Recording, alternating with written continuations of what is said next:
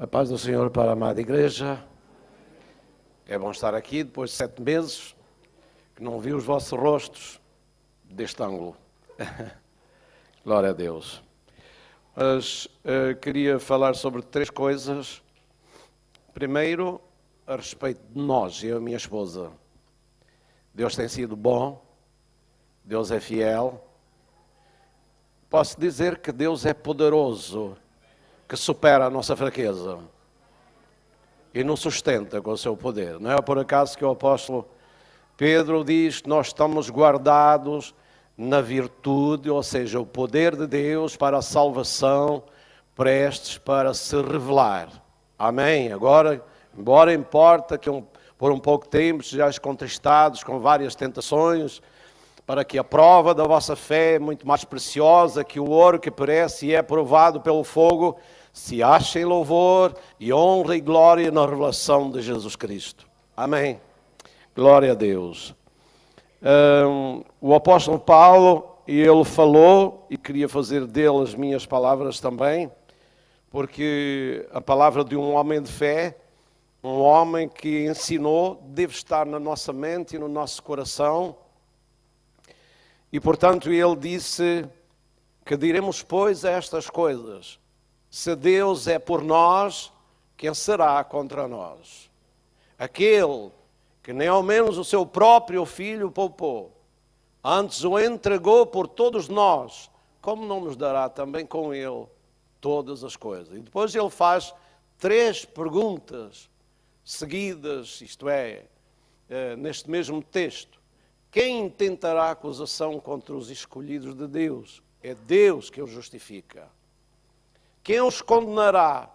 Pois é Cristo que morreu, ou antes que ressuscitou, está sentado à mão direita do Pai e o seu serviço é interceder por nós. Muito especial. Quem nos separará do amor de Cristo? Amém? Quem pode separar? Ele coloca que nem a espada, nem a fome, nem a perseguição, nem qualquer outra coisa nos poderá separar do amor de Cristo. Nem o presente, nem o futuro, nem os principados, nem as potestades, nem qualquer outra criatura nos poderá separar do amor de Deus que está em Cristo Jesus.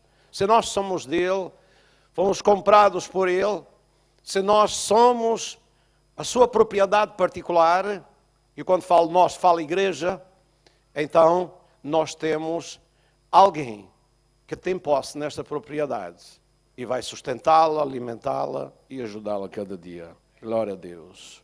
A Deus toda a glória. Deus nos tem sustentado até aqui. Deus nos tem fortalecido. Deus nos tem ajudado a passar e a seguir adiante. Esquecendo, não é que perca a memória ou fique com amnésia, mas esquecendo, não deixando que essas coisas nos estejam a roubar aquilo que Deus tem no presente para nós desfrutarmos. É bom ter consciência que Ele está no trono. Amém? E saber que esse trono tem glória, tem majestade, tem grandeza, que ninguém pode ofuscar. Amém? E ela permanece, fixarmos os olhos lá no trono, nós vamos ver glória, nós vamos ver poder, nós vamos ver uma grandeza e vamos ver Jesus sentado à mão direita do Pai, com todo o poder no céu e na terra. E vamos ver lá 7 lâmpadas também acesas, que são os 7 Espíritos de Deus, que são enviados a toda a terra para encher a sua igreja e as nossas vidas também, e sustentar e continuar a arder a chama por Jesus Cristo. Glória a Deus. Aleluia. Queria também, para além disto,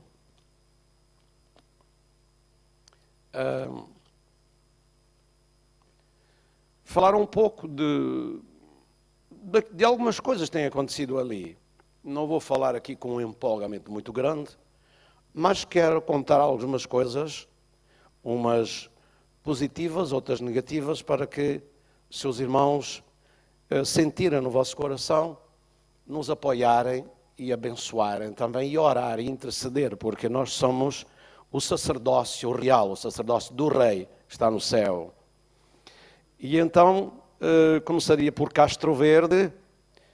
Deus há 5 meses, sensivelmente estamos ali, e Deus nos tem abençoado. Dou graças a Deus por todos os que passaram por ali, trabalharam, fizeram o que puderam e Deus os ajudou. E recebemos o que recebemos ali para continuar. No entanto, podemos dizer que em Castro Verde, um casal já de uma certa idade começou a assistir aos cultos ali também. Eles já eram crentes e então juntaram-se ali. Um casal também voltou, estava desviado, isto é, estava indo a outras igrejas, voltou para cultuar ali também. E também aconteceu ali uma coisa importante, que há um irmão ali que havia cerca aproximada 5 anos que ele tinha aceitado Jesus e começou a assistir os cultos regularmente.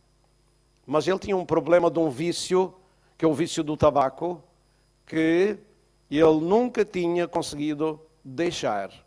Mas um dia fui à casa dele e falei com ele e propus-lhe um desafio de ele propor no seu coração, colocar o propósito de deixar de fumar. E eu disse que estava com ele, iria orar com ele. Quando ele tomasse essa decisão, estaria com ele, orando todos os dias por ele. E se alguma tentação viesse, ele me telefonasse para eu poder assisti-lo e garantir-lhe que se ele fizer esse propósito, Deus o iria ajudar, ele iria deixar de fumar. E ele fez isso. E já vai para 2 meses que ele não toca no tabaco. Deus é poderoso e Deus é fiel para mudar a vida das pessoas e quebrar os laços que prendem a vida das pessoas em vícios e em situações. Deus é poderoso. Portanto, são algumas coisas que aconteceram ali em Castro. Claro que depois temos o dia-a-dia dos cultos, que a igreja está sendo alimentada ali, os irmãos, graças a Deus por isso. Em Aljustrel, 2 pessoas aceitaram o Senhor Jesus Cristo. Uma não é ali da terra, mas vem ali e está ali há alguns tempos regularmente. Ela aceitou o Senhor, enquanto esteve ali, esteve nos cultos, foi para a sua terra, estamos orando por ela. Outra senhora, no domingo passado, ela aceitou o Senhor e na quinta-feira estava lá outra vez. Oramos por ela está com um problema de câncer no esófago. O que é isso que chamam? Parece que foi isso que ela disse. No esófago e portanto, ela precisa. Oramos por ela, não sabemos o resultado, mas estamos orando por ela para que Deus toque a sua vida e faça um milagre nela. Mais 2 pessoas ali também voltaram, estavam numa outra igreja que já não tem lá serviço nesse local, e eles são ali de Castro Verde. Estiveram na igreja, saíram, agora voltaram e estão assistindo aos cultos ali. Só que é um casal novo ainda, ela tem 27 anos, há uns 3 meses atrás ela foi diagnosticado um tumor no cérebro e ela foi operada e a qualidade do tumor era do pior. Ela está fazendo neste momento quimioterapia, mas está firme no Senhor, tem 27 anos, ela tem uma menina com 1 ano, é casada também. Eu peço que os irmãos se lembrarem, orar por ela, para que Deus faça um milagre na sua vida. A família, a filha, o marido e o resto da família precisam muito dela. Ela é muito nova e a igreja precisa dela. E também acredito que Jesus precisa dela para dar testemunho aqui na terra, porque não fomos no céu, não podemos salvar ninguém, não podemos influenciar ninguém para a salvação, mas se ela estiver lá, ela pode influenciar com o seu testemunho, com o milagre que Deus faça na sua vida, ela pode ajudar outras pessoas e orar aqui na terra para que Deus abençoe. Portanto, é importante que ela fique, que ela esteja, que ela seja curada e seja abençoada. Então, os irmãos se lembrarem, orem também por vitória nesta vida. Em Mértola, 7 pessoas voltaram a assistir aos cultos. Havia várias pessoas desviadas ali. Foi o primeiro lugar onde eu estive que eu senti um impulso do Espírito de Deus no primeiro culto ali. Eu senti que era o lugar que estava mais desfasado, E foi ali que eu senti um impulso do Espírito de Deus, muito forte no culto. No primeiro culto que estive ali a dirigir, e eu disse, Deus quer fazer qualquer coisa aqui. Não entendo, mas Deus quer fazer qualquer coisa aqui. E eu comecei enviando mensagens para os números de telemóvel que eu tinha disponíveis. E nessa mesma semana, um rapaz estava desviado, que até alguns irmãos da igreja até tinham medo dele. Ele veio ao culto, pegou na Bíblia, recebeu a mensagem naquele dia, era dia de culto, e ele chegou a casa, nem jantou, pegou na Bíblia e veio para o culto. E ele esteve no culto, oramos por ele, e ele foi embora. Mas depois deixou de vir. Isto é um rapaz que tem um problema de álcool e de tabaco também. Tinha. E os outros pastores estiveram ali, tiveram muitos problemas com ele, deu um mau testemunho ali, e estava dando um mau testemunho, e costumava telefonar quando estava bêbado para os pastores e ficar ali infernizando a vida dos pastores. E ele começou a fazer isso comigo também. E um dia, às 3 da manhã, tocou o telefone. E eu fui atender, era ele. Eu pus o telefone em voz alta, comecei a falar com ele um pouco e vi logo que ele estava bêbado. E eu sentei-me na cadeira e fiquei ouvindo a conversa dele. E por volta das 5 horas da manhã, eu disse, olha, eu vou desligar, porque eu não estou a falar contigo, eu estou a falar com uma bobadeira. E então, não vale a pena continuar, e desliguei. Orei e fui-me deitar. No domingo a seguir, à meia-noite, voltou-me a telefonar outra vez. E quando eu percebi que era ele, o identifiquei, lá estava ele bêbado outra vez.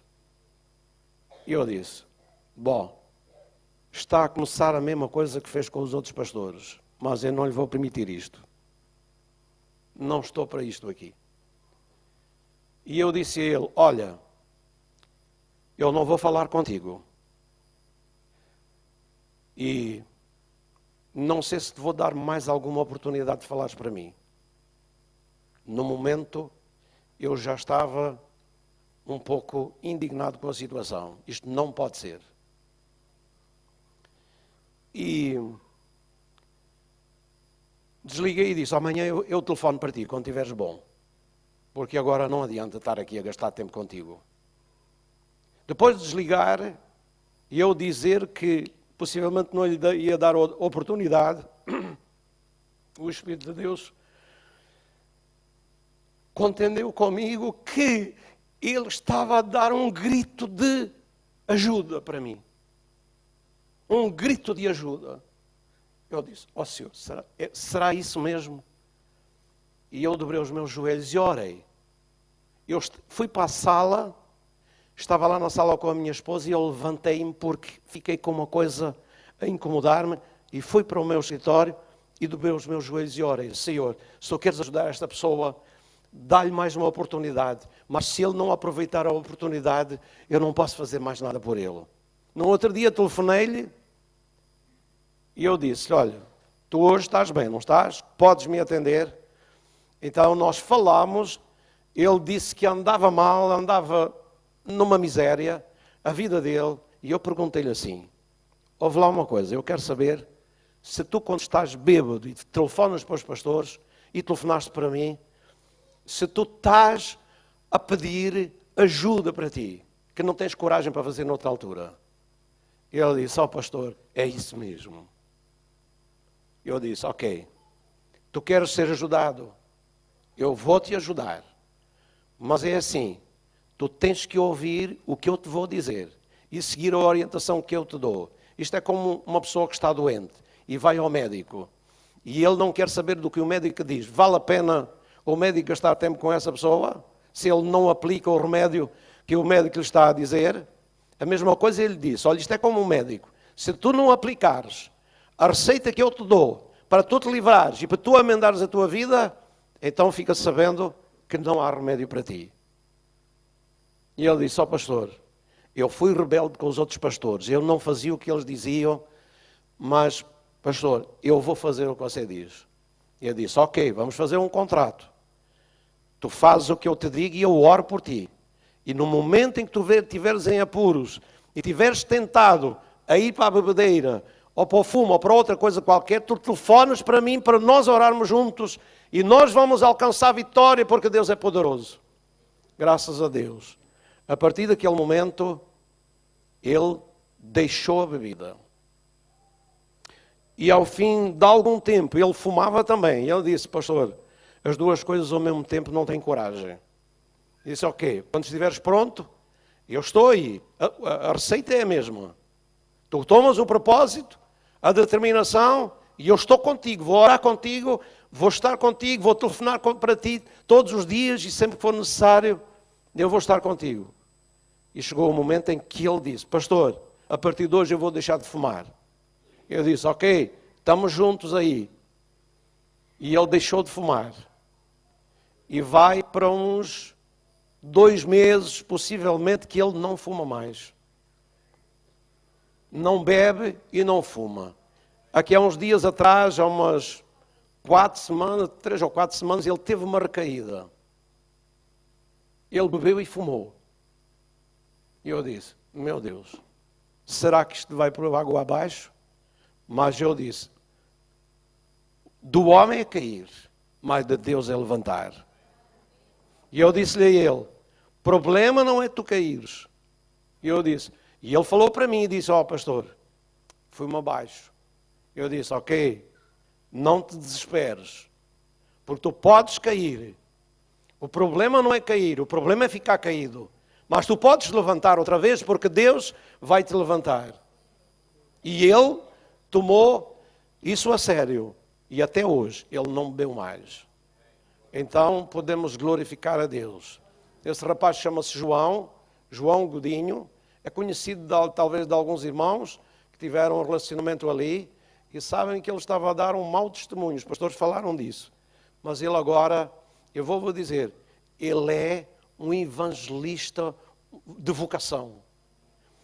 Ele tem trazido pessoas à igreja, ele fala a toda a gente, ele não tem vergonha nenhuma. E eu tenho que é por isso que o inimigo quer amarrá-lo, prender e destruir a vida dele. Mas Deus vai ajudá-lo e Deus vai usá-lo para ele poder fazer uma obra naquele lugar que só ele que é lá e conhece as pessoas, está lá e conhece as pessoas, pode fazer. Por isso, não esqueçam este nome, João Godinho, orem por ele, porque ele pode ser um homem usado por Deus. Já foi, já trouxe várias pessoas para a igreja e ele pode ser alguém que Deus quer usar. Mas Deus precisa de continuar a trabalhar nele até que ele esteja firme e totalmente liberto e vivendo a vida de forma mais segura e mais crescida e mais madura também. Glória a Deus. Várias outras pessoas têm vindo, eu falei em 7 pessoas, uma delas dizia que têm vindo e voltaram para a igreja. Uma delas dizia que Deus lhe tinha dito para não ir à igreja. Eu quando ouvi aquilo, não ouvi da boca dela, ouvi da boca de outras pessoas. E eu disse assim, impossível. Deus dizer para não ir à igreja. Não é? Impossível. Deus nunca ia dizer uma coisa dessas.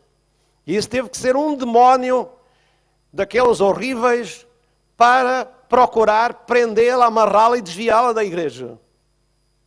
Mas Deus é poderoso. Começamos a orar por ela. Nos cultos e em casa, eu tenho uma lista de cerca de 100 pessoas de que eu fiquei lá com os números de telefone e o nome delas.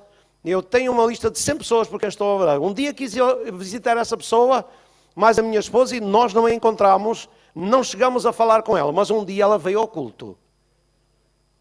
E nós agradecemos a Deus por isso. Ela está vindo ao culto, mais a sua filha, a irmã desse rapaz, João Godinho, ele trouxe-a e ela está vindo e está experimentando a bênção de Deus no culto, e Deus está trabalhando na sua vida.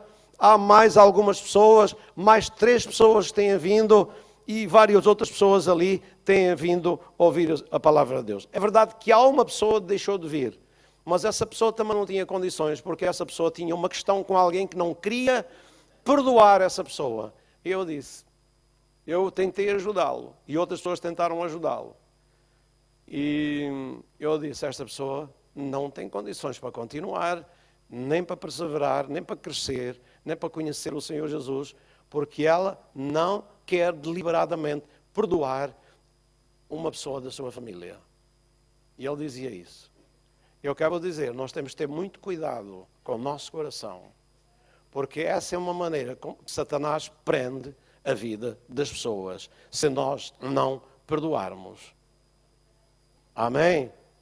Satanás prende. Há pessoas que estão presas na família, em seus relacionamentos quebrados e não perdoados, estão presos pelo inimigo. Então, nós precisamos ter um cuidado muito especial se nós não perdoarmos os homens as suas ofensas. A Bíblia diz, clara e objetivamente, que também Deus não nos perdoará as nossas ofensas. Porque não há ninguém que não peque. Nós podemos ter um conceito muito especial acerca de nós, de perfeição, que está tudo bem, mas não há ninguém que não peque. E por isso não perdoarmos, também Deus não perdoará as nossas. E nós vamos ficar presos pelo inimigo. Então Deus nos ajude. Nos abençoe. Já falei em Ajustrel, Castro Verde, Mértola. Em Almodóvar, há 7 pessoas contatadas ali. Uma ainda do meu tempo, a irmã Manuela. 2 pessoas que estavam vindo ao culto no tempo do pastor Fernando Soares.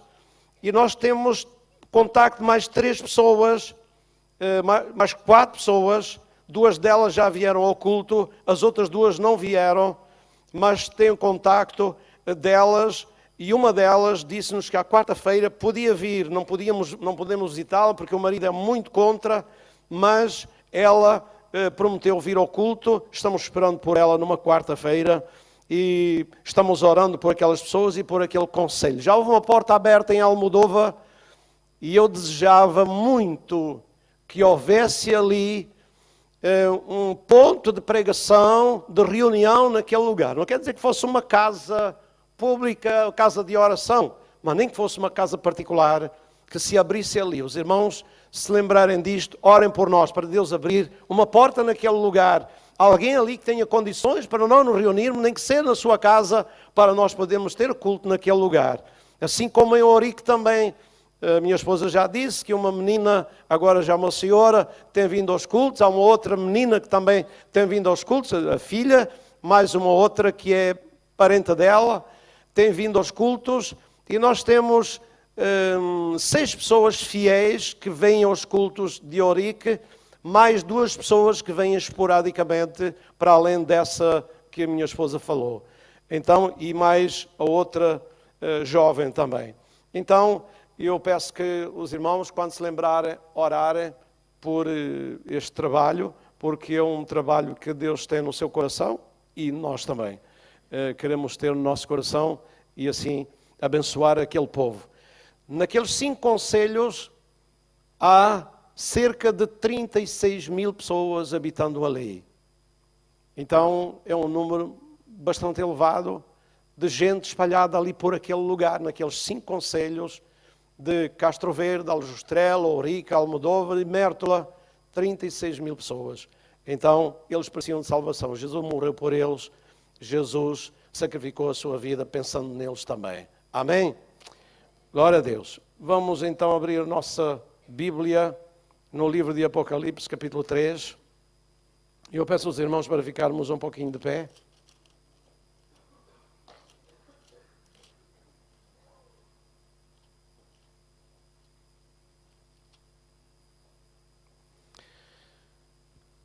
Para ler a palavra de Deus e também para orar ao Senhor. Glória a Deus, glória a Deus. Vamos ler a partir do versículo 14. E diz assim: Ao anjo da igreja que está em Laodiceia, escreve: Isto diz o Amém, a testemunha fiel e verdadeira, o princípio da criação de Deus. Eu sei as tuas obras, que nem és frio nem quente. Oxalá foras frio ou quente. Assim porque és morno e não és frio nem quente, vomitar-te-ei da minha boca. Como dizes, rico sou, e estou enriquecido, e de nada tenho falta. E não sabes que és um desgraçado, miserável, pobre, cego e nu. Aconselho-te que de mim compres ouro provado no fogo, para que te enriqueças, e vestidos brancos para que te vistas, e não apareça a vergonha da tua nudez. E que unjas os teus olhos com colírio, para que vejas. Eu repreendo e castigo a todos quantos amo. Sê, pois, zeloso e arrepende-te. Eis que estou à porta e bato. Se alguém ouvir a minha voz e abrir a porta, entrarei em sua casa, e com ele cearei, e ele comigo. Ao que vencer, lhe concederei que se assente comigo no meu trono, assim como eu venci, e me assentei com meu Pai no seu trono. Quem tem ouvidos para ouvir, ouça o que o Espírito diz às igrejas. Amém. Oremos a Deus. Glória a Deus. Aleluia.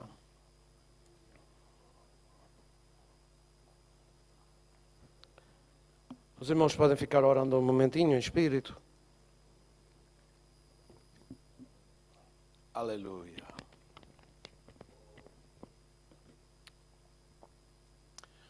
Aleluia, aleluia. Obrigado, Pai. Obrigado, Pai.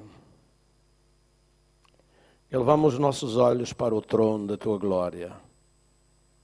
Aleluia. Obrigado, Senhor. Tu és o nosso Pai. Aleluia. Jesus é o nosso Salvador, o nosso Senhor. Aquele que nos amou e a si mesmo se entregou por nós. Glória, pois, a Ele. Aleluia. Ele está cheio de glória. A tua mão direita, autoridade e poder. Glória a ti, Senhor. Glória a ti, Senhor. Glória a ti, Senhor. Obrigado, Senhor Deus. Tu és maravilhoso. Tu és grandioso. Tu és Senhor. Obrigado pelo Espírito Santo que enviaste. Enviaste para ficar conosco. Por Ele, a tua presença está aqui. E nós te louvamos, Senhor. Nós te agradecemos pela tua presença. Não há nada melhor que a tua presença, Senhor, ainda que tínhamos que pagar um preço para ter, para desfrutar desta comunhão, para ter, Senhor, a tua presença agindo dentro do nosso coração. Ó Senhor, ajuda-nos a pagar esse preço. Ó Deus, para adquirirmos essa riqueza de glória em nossas vidas. Muito obrigado, Senhor, pela tua presença aqui. Sem ti não podemos viver, Senhor. Nossa existência torna-se insípida, vazia, e torna-se apenas uma aparência. Mas nós queremos o conteúdo da realidade da vida, da tua presença, da verdade e do poder, da glória que há no céu, junto conosco, Senhor. Obrigado, Senhor, porque tu enviaste e está conosco cada dia, em nome de Jesus Cristo. Abençoa a tua igreja neste lugar, Senhor. Tua presença, Senhor, o teu poder esteja, Senhor, trabalhando naqueles com um coração sensível, ó Senhor, um coração quebrado, um coração, Senhor, cheio de desejo de conhecer-te mais.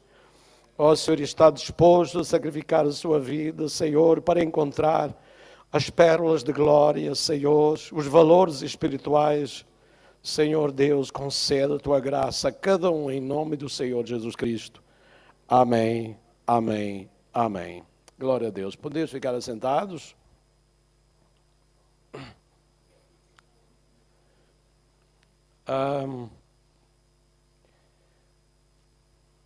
Esta carta é uma carta que nos mostra Jesus numa posição muito invulgar. Vemos Jesus aqui batendo à porta, estando à porta, e parece que ele está com fome e está mendigando para entrar e passar a fazer parte da casa e comer, sentar-se à mesa e comer.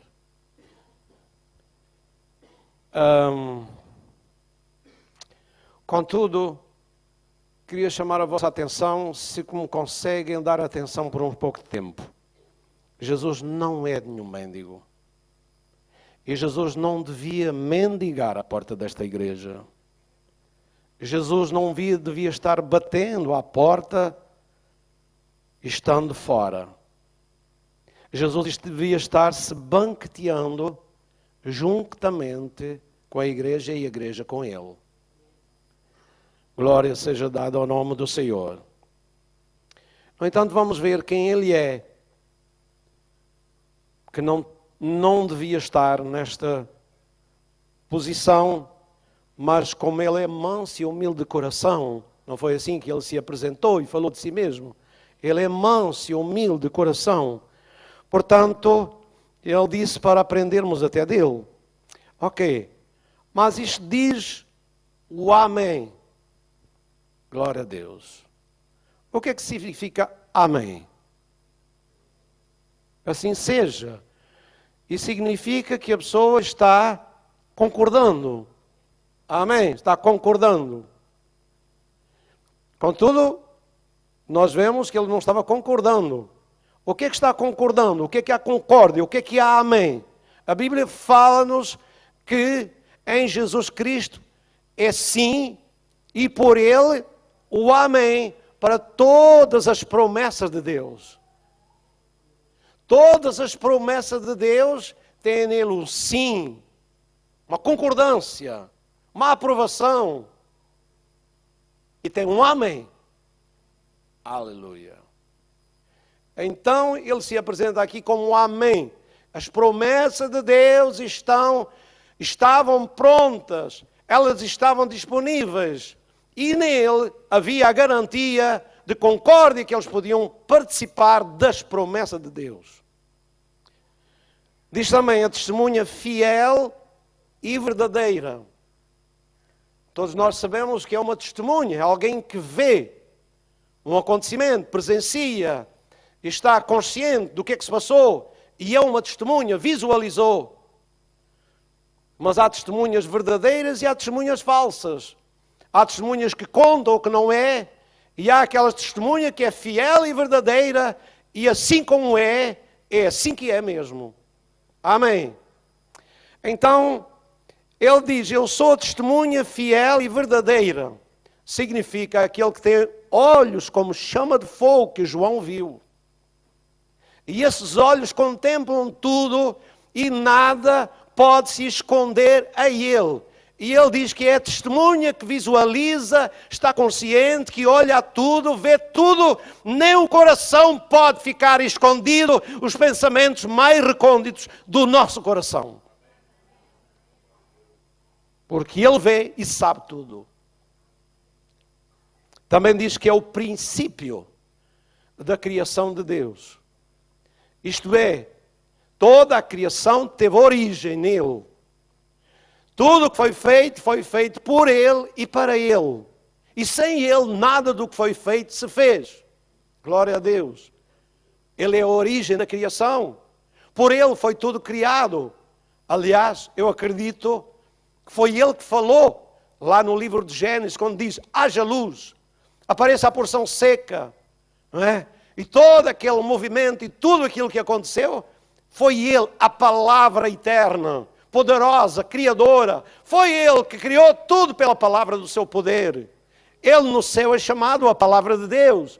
E foi a palavra que falou e criou, e tudo veio à existência. Glória a Deus. E ele aqui como testemunha, diz, eu sei as tuas obras, que nem és frio nem quente. Oxalá foras frio ou quente. Laodiceia, para compreendermos o que está sendo dito um pouquinho mais adiante, Laodiceia era uma cidade onde havia muita riqueza, era um local de uma escola de ensino sobre preparação de colírio e também a manufatura de colírio, que era famoso naquele tempo. O colírio, um preparo para ajudar e aclarar a vista dos olhos. Toda a gente já ouviu falar de colírio. Eu desde pequeno ouço falar de colírio.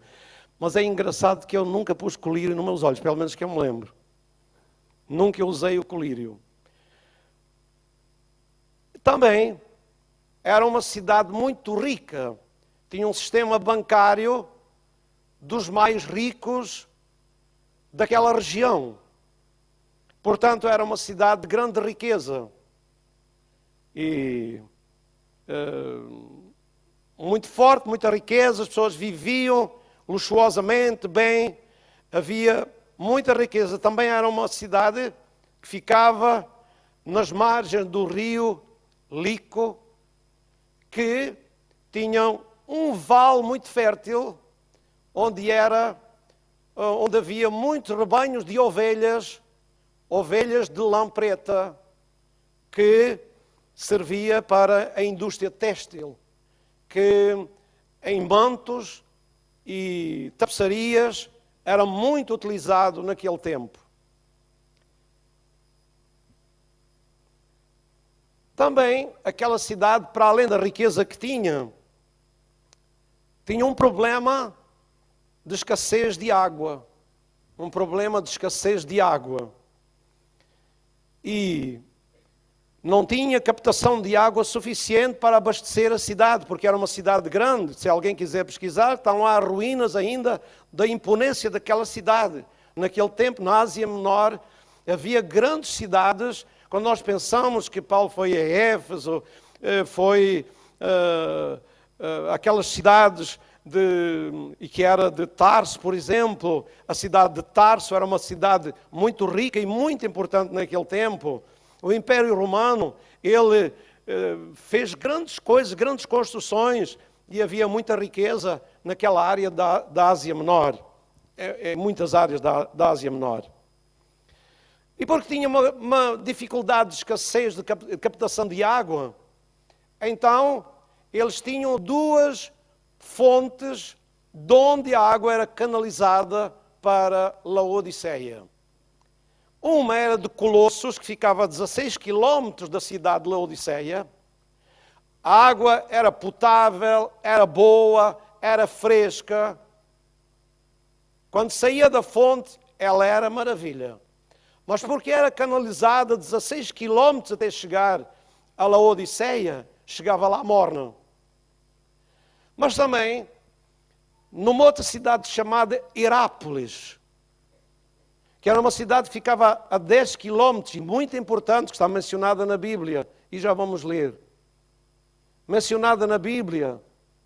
Essa cidade tinha umas termas onde a água saía fervente. E haviam banhos e diziam que essas águas eram medicinais e muita gente ia lá. E ainda hoje, lá vai muita gente para se banhar naquelas águas, porque elas têm um hidroidrato, bicarbonato de sódio e têm muito calcário e são águas medicinais. Elas saíam quentes lá da fonte e eles canalizaram essa água para Laodiceia. Só que a água saía quente da fonte, mas quando chegava a Laodiceia vinha morna. Não chegava quente de lá. Aí estão a perceber e vamos mostrar estas 4 coisas que Jesus usou na sua missiva para aquela igreja para os despertar e fazer compreender que as coisas desta vida não são suficientes para enriquecer uma pessoa, antes pode ser motivo de miséria e de pobreza espiritual, se nós não estivermos ligados às fontes do céu, à riqueza do céu, às vestes do céu e ao colírio do céu. Portanto, ele diz, porque és morno. E eles sabiam o que é que Jesus estava querendo dizer com aquilo. tanto as águas termais, que saíam quentes lá da sua origem, elas chegavam mornas, como as águas que saíam frias de Colossos, elas chegavam também mornas por causa da distância, e assim eles não tinham uma boa água para beber, nem boa água para tomar os seus banhos medicinais. E assim Jesus estava dizendo, porque és morno, como vocês sabem que isso não é uma situação satisfatória, também eu não tenho satisfação na vossa mornidão. E aquela igreja era morna, porquê?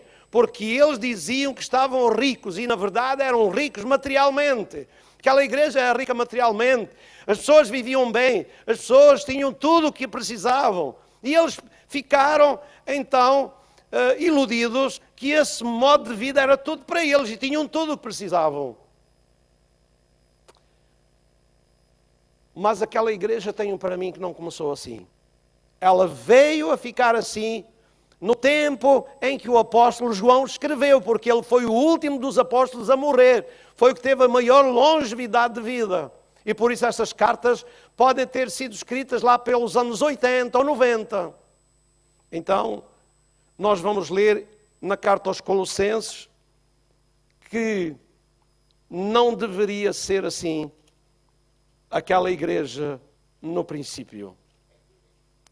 O pastor que elas tinham, tanto Colossos, como Hierápolis, como Laodiceia, eram pastores de grande dedicação e empenho, gente de oração, que queria ver a glória de Deus se manifestar naquelas igrejas, e com grande zelo, eles zelavam e oravam para a prosperidade espiritual daquela igreja. E nós vamos ler o nome dessa pessoa, que Paulo depois mostra como ele era. Colossenses, capítulo 1 e versículo 7. Diz assim: e como aprendeste de Epáfras, nosso amado conservo, que para vós é um fiel ministro de Cristo, o qual nos declarou também o vosso amor no Espírito. Amém. Esta carta é dirigida à igreja de Colossos. Parece que não tem nada a ver, mas se nós formos ao capítulo 4, versículo 12, nós podemos entender então agora. Diz assim: saúda-vos Epáfras, que é dos vossos, de quem eles aprenderam, que era pastor deles, que é dos vossos, servo de Cristo. E agora veja como este homem se comportava: combatendo sempre por vós em orações, para que vos conserveis firmes, perfeitos e consumados em toda a vontade de Deus. Pois eu lhe dou testemunho de que tem grande zelo por vós, e agora tome nota, pelos que estão em Laodiceia e pelos que estão em Hierápolis. 3 cidades que ficavam ali, e que Epáfras era pastor responsável, e por quem ele zelava, ensinava, visitava e ajudava e procurava dar orientação àquelas igrejas. E era um homem de grande batalha e zelo para que aqueles irmãos fossem irmãos consagrados a Deus, buscassem a Deus, e Jesus estivesse presente no meio deles a cada dia das suas vidas e em cada reunião das suas vidas que eles tinham na igreja. Glória seja dada ao nome do Senhor. Paulo deu testemunho deste pastor, que tinha a responsabilidade de Laodiceia também. Mas o tempo passou, e às vezes, com o passar do tempo, coisas mudam, e parece que mudou mesmo. Laodiceia ficou muito encantada com as riquezas da terra, com o desenvolvimento da terra. Aquela cidade era tão rica e também tão orgulhosa, que houve um terremoto pelos anos 60, que arrasou a cidade, e eles reconstruíram a cidade sem pedir ajuda a Roma, porque outras cidades foram destruídas e Roma teve que ajudar, mas eles reconstruíram com o dinheiro deles lá e a riqueza da própria cidade. E eles não pediram nada a ninguém para reconstruir a cidade. Portanto, parece que eles tinham uma autossuficiência muito grande, muito grande. E essa autossuficiência parece que entrou na igreja também.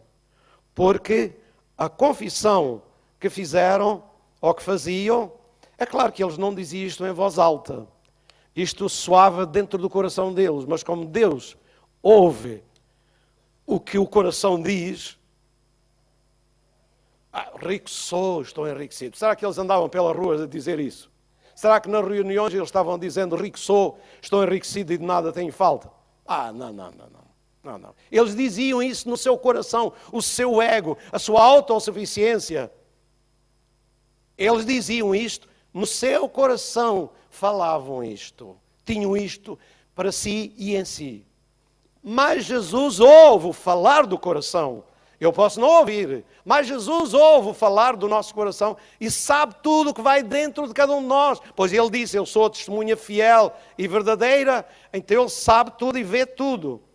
E quando eles diziam isto, estou enriquecido, nada tenho falta, Jesus disse, não sabes, não percebes, não entendes, que és um desgraçado, miserável, pobre, cego e nu.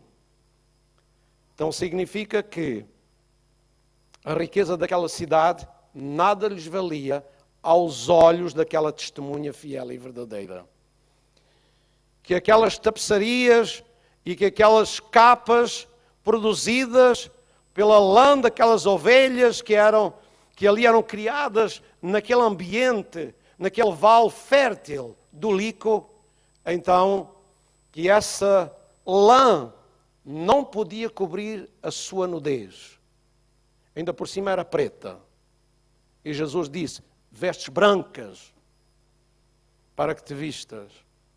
Amém? Parece que aquelas ovelhas eram escuras, produziam lã preta, pelo menos é o que os historiadores dizem. E então Jesus disse, lã preta não, branca, porque o branco é do céu, o preto é de outra origem. Ok? Pelo menos é da origem das ovelhas. E também, quando diz cego, então eles produziam colírio. Eram produtores de colírio. Mas os olhos deles, espirituais, estavam cegos. O que eles viam não era a realidade, era a ilusão. O que eles viam não era a verdade das suas vidas. E aqui só Deus pode abrir os nossos olhos. Só Deus pode abrir os olhos. E não sei se abriu os olhos daquela igreja. Não sei se abriu. Porque tudo iria depender. Porque uma coisa é o que Deus quer, é o que Deus pede, é o que Deus aconselha. E outra coisa é o que nós fazemos. É a atitude que nós tomamos. Eu não sei qual foi a atitude que aquela igreja tomou. Conselho foi dado. Sim, eu repreendo e castigo a todos quantos amo. Esta palavra castigo aqui tem a ver com disciplina. Eu repreendo e disciplino a todos quantos amo. E depois vem um conselho. Sê, pois, zeloso. E faz uma coisa que é difícil. É preciso se humilhar para fazer isto. Porque os orgulhosos não têm condições para fazer isto. Os autossuficientes não têm condições para fazer isto. Eles não se arrependem. Eles não sentem necessidade de se arrepender. Eles não entram por esse caminho. O seu orgulho os prende num lugar alto e não conseguem baixar. Mas Jesus disse, está à porta. Ele está insistindo. Ele está batendo à porta daquela igreja. Não sei se ele ficou satisfeito. Não sei se ele conseguiu banquetear com aquela igreja.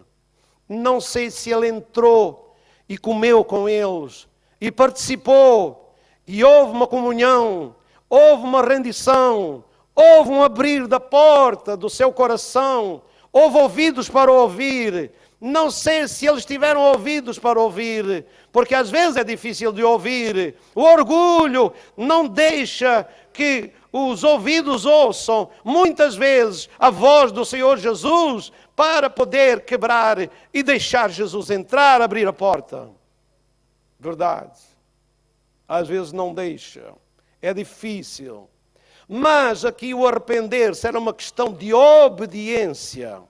A obediência não é fácil, mas traz bons resultados para a nossa vida. Nós obedecermos, ouvirmos e obedecermos e nos conformarmos com a palavra de Deus. Eu estou falando, mas eu quero falar para aquela igreja. Eu não sei se eles fizeram isso, se eles não fizeram isso, não está descrito. Mas ele disse, ao que vencer, ao que lutar e conseguir vencer. Do que será que ele está falando aqui? Vencer.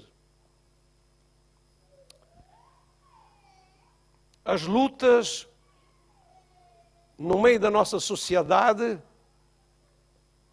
e dentro do conceito que temos é alguém derrubar o outro e colocá-lo lá embaixo. E então vence sobre ele. Venceu. Conseguiu deitá-lo abaixo. Conseguiu lutar contra ele e deitá-lo abaixo. E venceu. Ok. Esse é o conceito de alguém que está dentro do sistema deste mundo. Mas eu pergunto, quando Jesus diz aqui, ao que vencer, estará falando de alguém que vencer derrubando os outros à sua volta? Não. Não está falando. Eu acredito que está falando aquele que vencer o seu conceito de autossuficiência, o seu ego orgulhoso, e conseguir descer e colocá-lo lá embaixo, humilhando e levando toda a sua vida em obediência a Cristo. Sim, esse há de vencer, e Jesus há de lhe dar um lugar junto a si para reinar com ele. Porque aos soberbos Deus conhece-os de longe, contudo aos humildes dá ele a sua graça. Aos humildes dá ele a sua graça. Eu lembro quando eu tinha cerca de uns 9 anos, ainda não conhecia o Senhor. E eu faziam lá uns ajuntamentos, uns bailes, e eu como jovem e outros jovenzinhos, um adolescente, ainda nem isso. Eu fui lá, também estava lá, e começaram a incitar com um outro rapaz que lá estava, bastante mais corpulento do que eu, e às tantas envolvemos numa luta. E se calhar eu estou a contar isto porque a coisa foi favorável para mim, se fosse desfavorável não dizia. Então, nós envolvemos na luta e eu derrubei o valentão, o corpulento, e deitei-o abaixo, e a pessoa ficou toda admirada comigo. Mas depois daquilo acontecer e me ir embora, senti-me um pouco mal, que eu não devia ter envolvido naquela luta. E às vezes aquilo vinha à mente e a consciência perturbava-me, já naquele tempo. Mas era assim, a luta era assim. Tinha que deitar o outro abaixo. Se não deita o outro abaixo, não é vencedor. Mas aqui, nós temos que mandar abaixo é o nosso velho homem. Amém. O homem orgulhoso, que não há ninguém que se consiga afastá-lo para muito longe. Ele está sempre perto. Anda sempre nos acompanhando para todo lugar onde nós vamos. Ele não se afasta de nós. Mas nós podemos dominá-lo e colocá-lo lá embaixo, vencendo.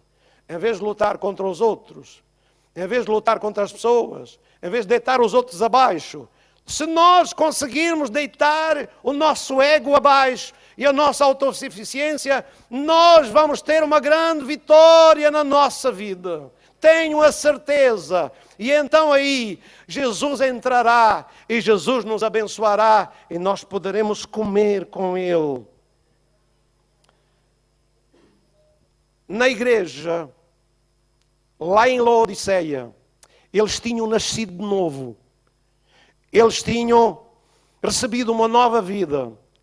Contudo, havia o homem racional, havia o homem carnal, que ainda estava querendo dominar as suas vidas e, pelo visto, dominava e cegava o entendimento deles. Mas Jesus estava procurando que eles pusessem o homem racional, o homem animal, o homem sensual para baixo e o homem espiritual se fortalecesse, se tornasse forte e dominando a sua vida. E esse homem espiritual é totalmente agradável a Deus. Esse homem espiritual tem lugar no céu. Esse homem espiritual vai com Jesus e por Jesus e em Cristo até à presença de Deus e desfruta de uma comunhão maravilhosa e diz, na presença de Deus há abundância de alegrias, à sua mão direita há delícias perpetuamente. Esse homem espiritual, esse homem que nasceu de Deus e é mantido por Deus, esse homem tem comunhão com Deus, se deleita em Deus, tem prazer em Deus, em fazer a vontade de Deus. Esse homem é um homem agradável a Deus. Eu quero esse homem na minha vida, vivendo na minha vida. Não sei se aquela igreja conseguiu vencer aquele homem racional, aquele homem sensual, e conseguiu viver e passar para o homem espiritual, se humilhando e deixar Jesus entrar na sua vida e ter comunhão com Ele. Mas, finalmente, fica um conselho geral. Quem tem ouvidos, ouça o que o Espírito diz. Não à igreja de Laodiceia tão somente e especificamente, mas a todas as igrejas. Deus abençoe. Muito obrigado pela oportunidade de estar aqui. E quando se lembrarem, orem por nós. Amém.